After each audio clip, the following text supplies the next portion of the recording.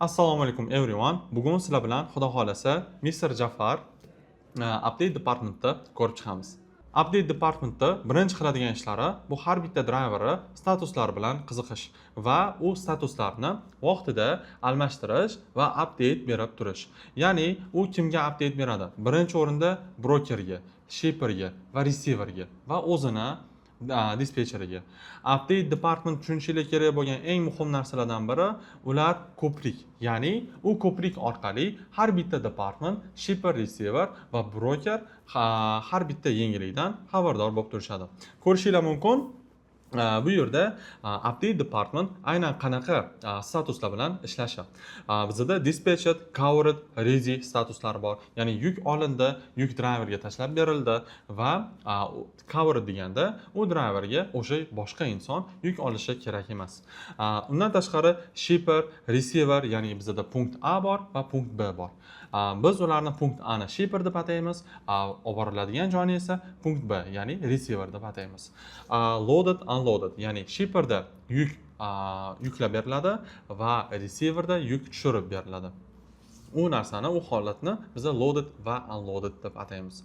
Undan tashqari bizda in transit, in road, ya'ni yuk truck driver truckni haydab ketyapti, aktivni rulda 65 tezlikda B nuqtaga olib boryapti. U holatni biz in rolling, in use va driving degan statuslar bilan ataymiz. Undan tashqari o'rtoqlar delivery, POD received va completed degan statuslar ham bor. Ya'ni yuk olib borilgandan keyin bizlarda delivery deyiladi va yuk umumiy tugatilgandan keyin biz uni completed deb ataymiz. Completed holatdan keyin ular yana ready holatiga qaytishadi. Undan tashqari updaterlar ishlaydigan bir necha platformalar bor. U platformalardan birinchisi bu GPS va TTLD. Biz u orqali traklarimizni qayerga yurib ketyapti va qaysi nuqtada turibdi, o'sha narsalarni ko'rishimiz mumkin va bu hammasi real vaqtda bo'lib o'tadi. Aytib o'tganimdek, u ko'prik vazifasini bajaradi va u ko'prikni qanaqa qilib qolgan departamentlar bilan bajarishini kelinglar ko'rib chiqamiz. Bizlarda eng muhim narsalardan biri bu driver communication, ya'ni driverlar bilan bo'lgan munosabat va muloqot. Uni ichiga nima kiradi? Confirm pickup location, unga nima kiradi? Ya'ni dispetcher yuk oldi. Yuk olgandan keyin siz uni update sifatida driverga topshirasiz va A nuqtaga borishini vaqtini so'raysiz. Bu narsa bizda ETA deb ataladi va ya'ni estimated time of arrival, borishi yoki kelishi kutilayotgan vaqt. Xo'p, undan tashqari bizda check delays or road changes. Ya'ni agar driveringiz sizni tirbandlikda qolib ushlanib qolayotgan bo'lsa, siz bu holatda as soon as possible brokerga update berishingiz kerak. Undan tashqari bizda document management bor. Ya'ni update department rate confirmation, BOL va POD dokumentlar bilan ishlaydi. Ko'rishingiz mumkin, bu bizda rate confirmation, uni ichida pickup location bo'ladi, delivery location, undan tashqari broker ismi, kompaniyani ismi, kompaniyani sizni kompaniyangiz ismi va yukni umumiy narxi bo'lib yozilgan bo'ladi. Va o'sha narsani siz olasizda update sifatida driverga load info qilib o'zgartirib berasiz.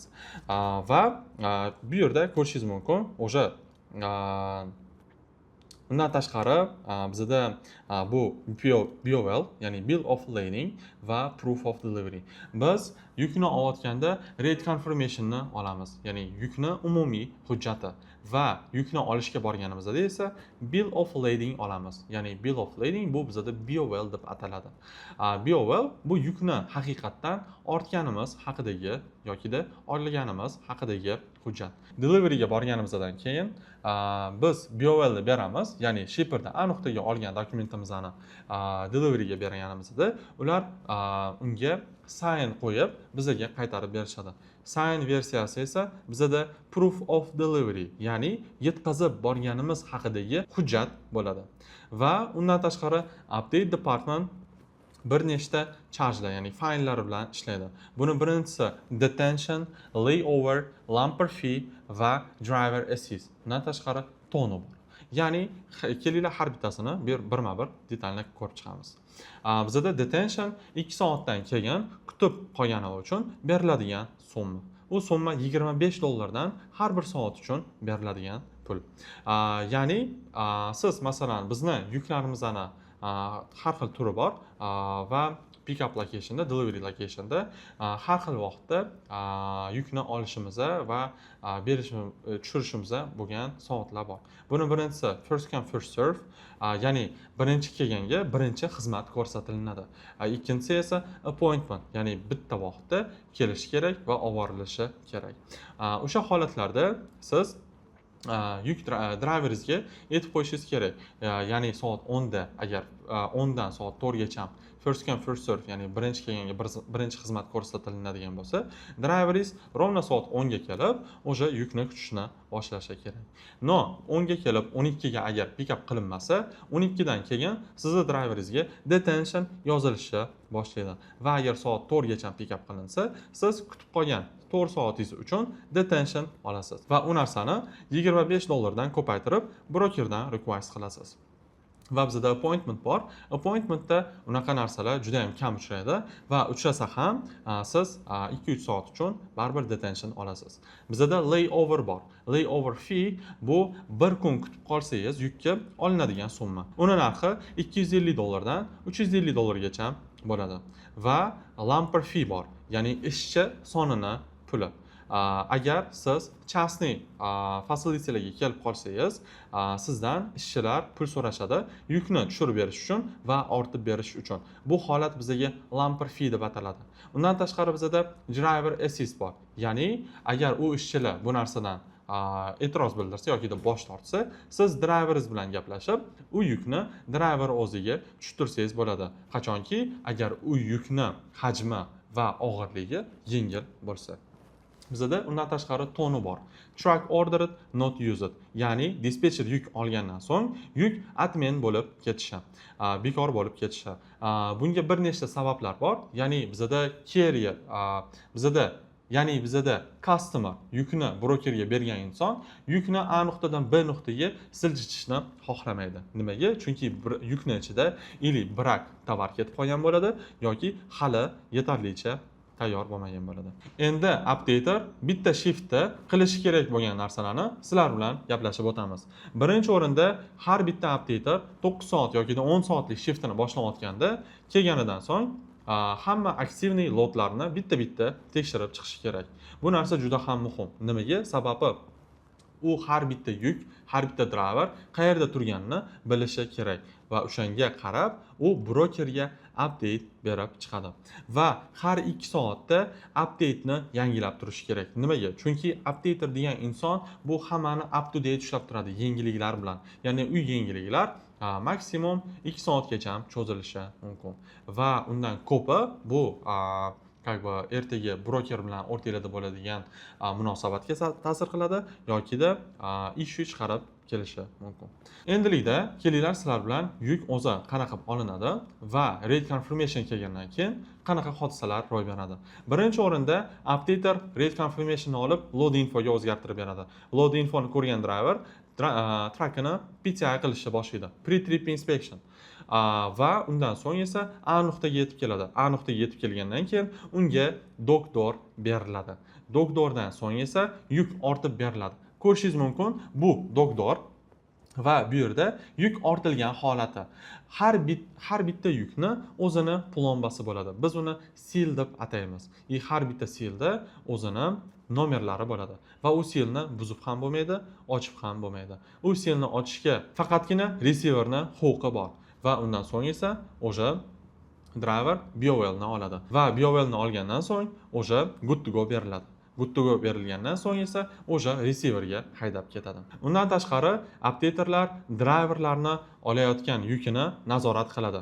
Buni og'irligi, yukni hajmi va u yuk qanaqa taypligi. Bizlarda truck driver olishi mumkin bo'lgan maksimum weight bu 22 tonna, ya'ni 45,000 pound. Undan og'ir olsa, bu o'sha ertaga violationga olib kelishi mumkin. Ya'ni huquqbuzarlik, qonunbuzarlik. Va u narsani oldini olish uchun biz Amerikada CAD scale'dan foydalanamiz. U narsa bizada Certified Automated Truck Scale. Ya'ni bizlarni 3 ta Excel'imiz bo'ladi, 3 qator va o'sha 3 qatordan ular trakimizni og'irligini bilib beradi. Bizlarda ikkinchi qator, ya'ni Driver Excel 34,000 pound va Trailer Excel 3-qator, u ham 34,000 pound. Agar shunaqa weight limit bo'lsa, bu o'sha 80,000 pound. Ya'ni siz highwaylarda yurishingiz mumkin. Agar 85,000 yoki 90,000 pound bo'ladigan bo'lsa, siz shipperga yukni qaytarib, o'sha unloading qilishingiz kerak. Undan tashqari esa har bitta kompaniyani o'zini tablitsalari bo'ladi va u tablitsani ichida siz driverlarni to'ldirib chiqishingiz kerak. Boshida aytib o'tganimdek, u yerda ularning holati va statuslari bo'ladi. Olayotgan yuklari bo'ladi. Siz yuk olindi, yuk olingandan keyin har bir yukni o'zini nomeri bo'ladi. Siz tiqishingiz kerak bo'lgan birinchi narsa bu ularning nomeri. Va undan keyin esa yuk qayerdan olinyapti va qayerga olib boriladi. Va undan keyin esa har bitta driver statusini to'ldirib chiqasiz. Masalan, meni driverim uxlamoqda yoki meni driverim ovqatlanmoqda yoki meni driver yurib ketmoqda yokida shipperda yokida receiverda. Shu holatlarni siz bitta-bitta tiqib chiqishingiz kerak. Va yuk qachon olinadi, qachon olib boriladi, yuk qaysi driverga olingan, ya'ni ularning ismi va trakni nomeri bo'ladi. Va u yukni siz necha pulga olganingiz yozilishi kerak. Bu narsa nimaga ishlatiladi? Shutob ertaga accounting yokida dispatcher yokida fleet yokida safety specialistlari har bittasi bu yukni qanaqa yukligini issue bo'lganmi yoki yo'qmi yokida factoringga sotish uchun ishlatishadi. Sizlar bilan bugun updater kim ekanligi va u nima ish qilishini gaplashib o'tdik. Agar sizlarda qanaqadir savollar tug'iladigan bo'lsa, kommentariyada yozishni unutmang. Biz sizga albatta javob beramiz. Va shunaqa qiziqarli videolarni o'tkazib bormasligi uchun kanalimizga obuna bo'lib qo'ying. Sog' bo'ling.